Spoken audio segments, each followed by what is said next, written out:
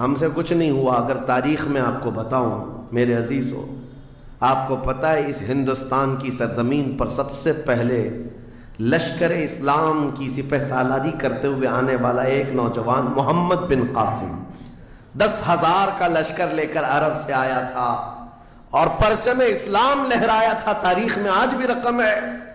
اپنے پنڈتوں نے بھی اس تاریخ کو لکھا ہے.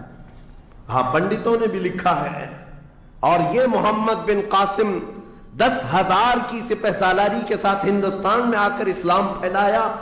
عمر کیا تھی؟ صرف 19 سال کی عمر تھی. 19 سال کی عمر میں یہ عظیم کارنامہ انجام دینے والا، انہوں نے اپنی عمر کا صحیح استعمال کیا، اپنی ایج کو برباد نہیں کیا، ضائع نہیں کیا. طارق بن زیاد، جس کا یورپ بھی قائل ہے، جبل الطارق آج بھی ایک مقام ہے یورپ میں جس کو جبرالٹر کہا جاتا ہے. یہ حضرت طارق بن زیاد کے نام سے ہے. یہ پہلا سپہ سالار ہے جس نے پوری دنیا کے سامنے وہ عزم پیش کیا تھا. یورپ کی سرزمین پر جب کشتیاں لے کر پہنچے تھے یہ مومنین کی تعداد، وہ طارق بن زیاد ہی ہے جس نے پوری کشتیوں کو آگ لگا دیا تھا. کہا تھا کہ ہم پیچھے مڑ کر جانے والوں میں سے نہیں ہیں. جتنے ساتھ آئے تھے سمندر پار کر کے، کشتیوں کا سفر تھا، کشتیاں لکڑی کی بنی ہوئی، آگ لگا دیا اور کہا اب اس عزم کے ساتھ اترو، یا تو ہماری قبر بنے گی یا تو ہمارا جھنڈا لہرائے گا. میرے عزیزو، عمر 22 سال کی تھی. طارق بن زیاد، اور ایک دو نہیں، میں تمہارے سامنے مثالیں رکھوں. ہندوستان کی سرزمین پر ایک ولی کامل کی آپ کو میں تاریخ اگر بتاؤں، جو سرکار سیدنا غریب نواز رضی اللہ تعالیٰ عنہ سے بھی 200 سال پہلے اس ہندوستان کی سرزمین پر تشریف لائے اور اسلام کی خاطر لڑتے لڑتے شہید بھی ہو گئے، اور جن کا لقب سلطان الاولیاء ہے، سیدنا سالار مسعود غازی رحمۃ اللہ علیہ.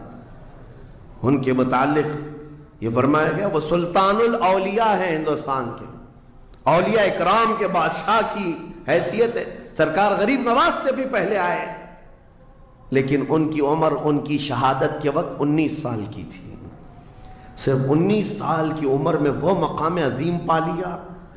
ہماری تو زندگی کی عمریں پتہ نہیں کتنی چلی گئیں اور ہم میں سے کوئی کارنامہ نہ ہو سکا. کارنامہ نہ صحیح، زندگی گزارنے کا سلیقہ بھی نہیں آ سکا. کارنامے نہ ہوں تو الگ بات ہے، لیکن مسلمان تو بن جاتا کوئی. عزیزان گرامی وقار، میں آپ کو ایک بات بتا دوں، جو زندگی ملی ہے کچھ ایسا کر جاؤ کہ تمہاری تاریخ رقم ہو جائے، ورنہ قبرستان جا کر کے دیکھنا، وہاں تو لکھے ہوئے کتبے بھی مٹ گئے. قبروں میں کون سویا ہے ان کو بھی لوگ فراموش کر چکے، بھول گئے، سب بھول گئے. لیکن کچھ ہستیاں ہیں جو ہمیشہ آباد رہتی ہیں. یہ وہ لوگ ہیں جنہوں نے اس روئے زمین پر اپنی ذات کے لیے نہیں، اللہ کی رضا کے لیے جیا کرتے تھے، اللہ کی رضا کے لیے جیا کرتے. آج میں یہ بات کہنا چاہتا ہوں نوجوانوں سے، تمہیں پتہ ہے ممبئی کی سرزمین پر لاکھوں نوجوانوں کی تعداد ہے، میں جانتا ہوں، لیکن ان میں سے کوئی انقلابی نوجوان ہو، کوئی دین کی طرف بڑھنے والا، حساس دل رکھنے والا کیوں نہیں؟ خاص طور پر آپ کے ان علاقوں میں تو نشہ اتنا عام کر دیا گیا ہے. ہم دور دراز علاقوں سے سنتے ہیں کہ مسلمانوں کی میجورٹی والے علاقے، یہاں نشہ بکتا بھی ہے، کرتے بھی ہیں، رات بھر اسی میں پڑے رہتے ہیں. کس نے اس دنیا میں تمہیں ملوث کیا ہے؟ یہ وہ قوم ہے جو قیصر و کسریٰ کو گھٹنے پر لے آئی تھی. یہ وہ قوم ہے جس نے دریائے دجلہ میں گھوڑے دوڑا دیے تھے. یہ وہ قوم ہے جس نے افریقہ کی جنگلوں میں بھی اذانیں دی تھی. یہ وہ قوم ہے جس نے یورپ کے کلیساؤں میں کلمہ توحید کو بلند کیا تھا. لیکن آج اسی قوم کی حال یہ ہے کہ دنیا ہر گھڑی ہمارے اعمال کو نشانہ بنا کر کے ہمیں ڈیگریڈ کرتی جا رہی ہے. سمجھ جاؤ میرے عزیزو، کب تک اس زندگی کا اس طرح سے چلے گا؟ کیونکہ میرے آقا صلی اللہ تعالیٰ علیہ وسلم کو آج آپ کے سامنے میں یہ بات رکھتا ہوں، حضور اکرم صلی اللہ تعالیٰ علیہ وسلم کو آپ کیا سمجھتے ہیں؟ اپنی قبر انور میں وہ زندہ ہیں؟ ہم تو سنی ہیں۔ حضور اکرم صلی اللہ تعالیٰ علیہ وسلم اپنی قبر پاک میں زندہ ہیں، لیکن یہ بات بھی سمجھ کے چلو، حضور نے فرمایا ہر جمعرات کو میری پوری امت کے اعمال میرے پاس پیش کیے جاتے ہیں، تم میں سے، ہم میں سے، سب کے اعمال ہر جمعرات کو حضور کے پاس فرشتے سناتے ہیں، فلاں بن فلاں نے ہفتہ بھر یہ کام کیا ہے۔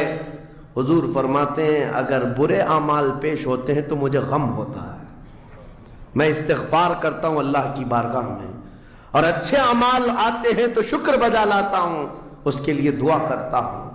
عزیزان گرامی وقار، کبھی پلٹ کر کے زندگی میں دیکھنا کتنے جمعرات ایسی چلی گئی ہوں گی جس میں ہمارے کون سے اعمال فرشتے لے جا کر کے سنا رہے ہوں گے۔ حضور اکرم صلی اللہ تعالیٰ علیہ وسلم کی بارگاہ میں جب ہمارے اعمال یہ کہہ کر سنائے جائیں آقا آپ کا فلاں امتی بے خبر ہے، نہ نماز پڑھتا ہے، نہ ہی آپ پر درود پڑھتا ہے، نہ ہی وہ کبھی نیکیوں کی طرف آتا ہے، وہ تو گانوں کی دھن پر جی رہا ہے، صبح اٹھتا ہے شام ہوتی ہے تو اس کو تو فلموں کے نغمے یاد ہیں، آپ کا کوئی قول یاد نہیں۔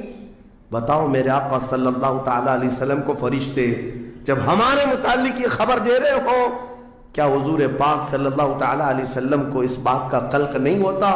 یہ وہ امت ہے جس کے لیے میں رات رات بھر کھڑے ہو کر دعا کرتا تھا، آج یہ ہم کو فراموش کی ہوئی ہے۔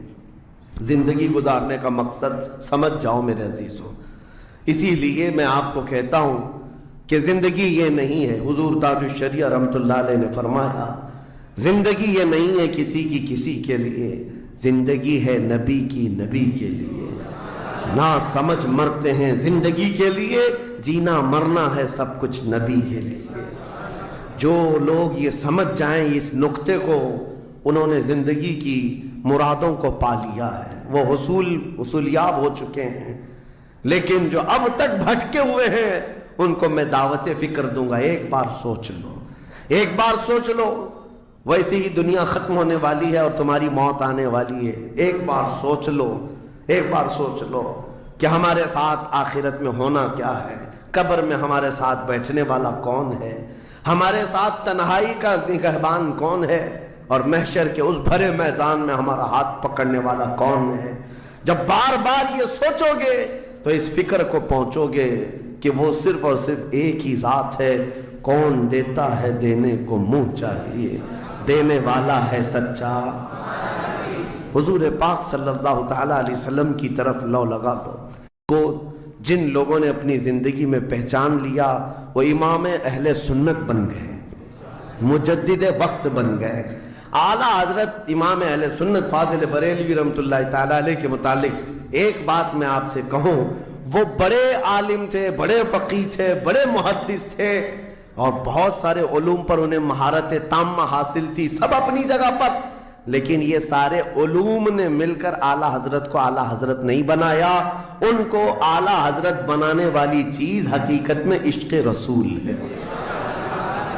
حضور پاک صلی اللہ تعالیٰ علیہ وسلم سے بے انتہا لگاؤ یہ مقام پیدا کر دیتا ہے، یہ مقام، ورنہ عالم تو بہت سارے، کتابیں لکھنے والے بھی بہت سارے، لیکن جس نے عشق کی بولی بولی دنیا اس کو پہچاننے لگ جاتی ہے، دنیا اسے پہچاننے لگ جاتی ہے۔ زندگی کا مقصد وہ سمجھ گئے کہ ان کی غلامی کرنے میں ہی یہاں پر عروج و ترقی ہے۔ اسی کو خانوادہ اعلیٰ حضرت سے ان کے پوتوں تک بھی یہ فکر پہنچی۔ تاج الشریعہ نے فرمایا بلحوثن سیم و زر کی بندگی اچھی نہیں، ان کے در کی بھیک اچھی، سروری اچھی نہیں۔ تم جو سوچ رہے ہو زندگی کے طور طریقے ایسے ہونے چاہیے، ویسے ہونے چاہیے، گزار لو جتنے دن چاہے، بڑے بڑے بنگلوں میں، بڑی بڑی گاڑیوں میں، بڑی جائیدادوں میں، لیکن زندگی میں وہ عزت نہ پاؤ گے جو میرے مصطفیٰ کے قدموں میں ملے گی، جو حضور کی غلامی میں ملے گی وہ عزت نہیں پا سکتے۔ عزیزان گرامی وقار، نبی کریم صلی اللہ تعالیٰ علیہ وسلم کے ان صحابہ کو دیکھتے ہیں جنہوں نے زندگی کو ضائع نہیں کیا، ایک پل بھی ضائع نہیں کیا۔ آج میں آپ کو اسی لیے کہہ رہا ہوں موت آنے والی ہے، اس سے پہلے ایک وقت بھی، ایک لمحہ بھی ضائع ہونے مت دینا۔ برباد ہونے مت دینا. جو وقت ہے، میں مصر میں دیکھتا تھا بسوں میں بھی اور کبھی کبھار ٹکٹ کاؤنٹر پہ جو لائن لگی رہتی تھی، ایک اسٹیکر لگایا گیا تھا. اکثر جگہوں پر یہ اسٹیکر پڑھنے کو ملتا تھا، اجعلوا الانتظار فی الاستغفار. یہ جو ویٹنگ ٹائم ہے اس کو خالی کھڑے ہو کر کے مت گزارو، اتنی دیر استغفار کرو اور درود پاک تو پڑھو. وقت کو ضائع نہ کرو. تمہارے پاس اللہ نے وقت دیا، بیٹھے ہو تو پڑھو، کھڑے ہو تو پڑھو، کیونکہ یہ وقت تمہارا بربادی میں نہیں لکھا جائے گا، تمہارا یہ وقت ضائع کرنے والوں میں نہیں لکھا جائے گا.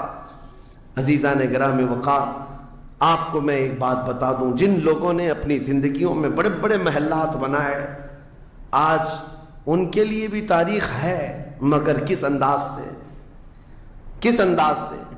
آج دنیا نے آپ کو ایسے ڈائیورٹ کر رکھا ہے، جو کام ہونے کے تھے وہ نہیں کرنا ہے آپ کو. لا یعنی کاموں میں مصروف ہو گئے، جو چیز تمہارے حصے کی تھی نہیں اس پر انرجی خرچہ کرتے رہ گئے، اور جو چیز تمہارے کام کی تھی اس کو تو بھول ہی گئے. آپ کو میں ایک بات بتا دوں، ہو سکتا ہے شاہ جہاں نے تاج محل بنایا اور پھر بادشاہ قطب الدین کے زمانے کے نشانیاں موجود ہیں، لال قلعے بن گئے، قطب مینار بن گیا، بڑی بڑی عمارتیں ہیں، لوگ اوپر سے نیچے دیکھنے کے لیے آتے ہیں. لیکن میں یہ کہتا ہوں یہ کوئی کمال کی چیزیں تھی نہیں، کمال کی چیزیں تھی نہیں. لاکھوں لوگوں کی محنتیں بھی لگی، پیسہ بھی لگا اور بڑی عمارتیں کھڑی کر کے چلے گئے. ہزاروں کی تعداد میں تاج محل میں لوگ جاتے ہوں گے. تاریخ تو لوگوں کو تھوڑی بہت تو پتہ ہوگی کہ اپنی بیگم کی محبت میں بنایا ہوا ایک محل ہے اور بیگم کی قبر بھی وہاں ہے، لیکن جانے والے کبھی کسی کو سنا ہی نہیں کہ ایک فاتحہ بھی کوئی پڑھتا ہوا نظر آتا ہے. وہ تو پکنک پوائنٹ ہے، ٹورسٹ ایریا ہے، جائے دیکھے آئے. لیکن میرے عزیزو، یہ بڑے بڑے محلات اپنی ناموری کے لیے بنا کر تو چلے گئے، لیکن آؤ بریلی شریف کی سرزمین پر ایک مدرسہ جو اعلیٰ حضرت نے بنایا، مبارک پور کی سرزمین پر جامعہ اشرفیہ جو حضور حافظ ملت نے بنایا، یہ عمارتیں آج بھی دعوت دے رہی ہیں. ایک دو نہیں، ہر سال ہزاروں کی تعداد میں عالم اور مفتی وہاں سے نکلا کرتے ہیں. یہ کام کی چیزیں تھی جو بزرگوں نے کر دیا کہ امت کو ایسا کچھ دے جاؤ کہ وہاں سے آنے والا کچھ فیض اٹھا کر کے جائے. تاج محل لے کر کے کیا کرنا ہے؟ پیسے کمانا ہے یا ٹورسٹ ایریا بنانا ہے؟ لیکن ایک ایسا ادارہ جس میں پڑھ کر کے دنیا روشن ہوتی اور آخرت بھی روشن ہوتی. ہم سنیوں کے ہاں یہ چیزوں کی ضرورت تھی، ہمیں لا یعنی چیزوں میں مصروف کر دیا گیا ہے. میں اب تو آپ کو پتہ ہی ہوگا، مجھے تو جلسوں والا آدمی بنا دیا گیا، جہاں دیکھو پروگرام جلسے. میں اصل میں جلسوں والا آدمی تھا ہی نہیں. میں فیلڈ ورک کرنا پسند کرتا ہوں، کسی علاقے میں رہ کر کے قرآن کی تفسیر کرنا اور لوگوں کے درمیان رہنا. لیکن مسلسل سفر کا ایک تجربہ میں آپ کو بتا رہا ہوں. ہوں گے یہاں پر بھی بہار بنگال والے، سب ہوں گے، بہار والے، بنگال والے، جھارکھنڈ والے اتنے جلسے کرتے ہیں. 365 دن بھی اگر ان کو تاریخ دی جائے تو بھی کم ہے. ایک اینالائز کرنے والے بہار کے رپورٹر ہیں، انہوں نے رپورٹ لا کر کے ہمارے سامنے بتائی کہ حضرت 2022 میں اسٹیٹ آف بہار میں 4000 جلسے ہوئے. 4000 جلسے. میں ان کا مخالف نہیں ہوں، لیکن ایک فکر آپ کو بتا رہا ہوں. 4000 جلسے، جن میں سے ہر جلسے کا کم سے کم خرچہ 5 لاکھ روپے، اس سے کم خرچہ کرتے نہیں. 6 مہینے چندہ کرتے ہیں، اس کے بعد بڑا جلسہ کرتے ہیں. کیلکولیشن کر کے دیکھا گیا تو سال میں 2000 کروڑ روپے خرچے ہوئے. 2000 کروڑ روپے. میرے عزیزو، ٹھیک ہے یہ سب اپنی جگہ پر، لیکن پورے اسٹیٹ پر گھوم کر کے دیکھیں تو مسلمانوں کے نام کی ایک یونیورسٹی بھی نہیں ہے، کوئی ایک بڑا ادارہ نہیں قائم کر سکے. 2000 کروڑ کی بھاری رقم سال بھر خرچ کرنے والا غریب اسٹیٹ جس کو لوگ سمجھتے ہیں. میرے عزیزو، میں یہ بات اس لیے عرض کر رہا ہوں، جن چیزوں میں تمہارا ذہن الجھ گیا یہ وہ تمہارے کام کی نہیں تھی. اعلیٰ حضرت نے بہت پہلے فرمایا تھا یہ دنیا کا حال یہ ہے، شہد دکھائے زہر پلا ہے۔ یہاں پر چکا چوند دکھنے والی چیزیں وہ تمہارے حق کی نہیں ہے۔